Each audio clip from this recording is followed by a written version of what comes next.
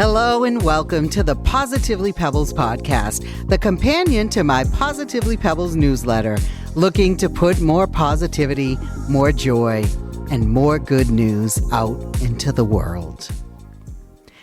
Butterflies can't see their wings. They can't see how truly beautiful they are, but everyone else can. People are like that as well. This Naya Rivera quote opens Sunday's Positively Pebbles newsletter about seeing ourselves in the positive light that others see us in. And this came out of a conversation that I had with a friend who was going through some self-doubt. They were questioning some things in their choices and their worth. I, on the other hand, felt confused because, to me, that is not the same person that I see. This person is smart and creative and brings a lot to any table that they're at. I said to them, I wish you saw yourself the same way that I see you. Apparently this hit home to them because I wasn't the first person to say that to them. Since then, I've thought a lot about what it means as the person on the receiving end of that statement. But today I want to look at it from the perspective of the person saying that to someone else and how thinking about the words we choose to say to other people can make an incredible difference in their lives. Think about the last time you complimented a friend, a family member, or even a stranger. What about the last time you had a heart-to-heart with someone who was going through it and just needed to hear some kind words about themselves? If it's been a while, maybe start by just being more aware of the times that you think someone might just need that reflection of themselves that they're having a tough time seeing. I don't think we realize how much our words can truly mean to someone else, especially if they're kind, sincere, and thoughtful.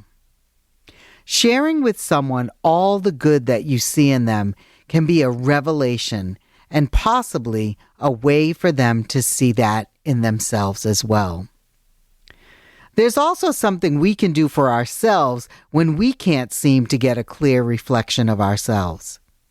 Ask someone close to you who knows you well. And I know that this may feel like the most awkward conversation you could have with someone, but also one of the most helpful. Identify someone who has a good idea of who you are. Maybe share that you're going through a tough time and could use some words of encouragement, especially words highlighting your good qualities. It may feel uncomfortable for the person asking the question, but I can tell you, as the person who would be on the receiving end, I would love to have one of my friends or family members ask me that and would gladly share that with them. When we look in the mirror, I know we often see our flaws first, and that reflection isn't necessarily who we are. Wouldn't it be great to be able to have a mirror that showed the qualities that make us who we are as well?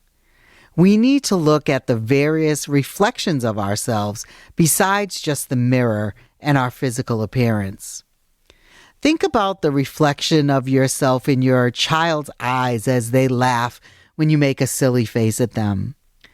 Think about the reflection from your parents when they tell you how proud they are of you.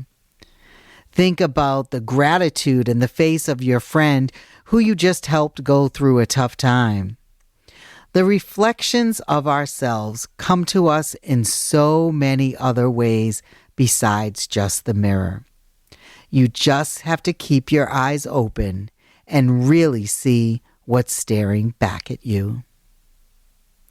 Your good news this week comes from high in the sky, where passengers on a Southwest flight recently got a message about a very special passenger on board. The passenger was 2-year-old Cruz.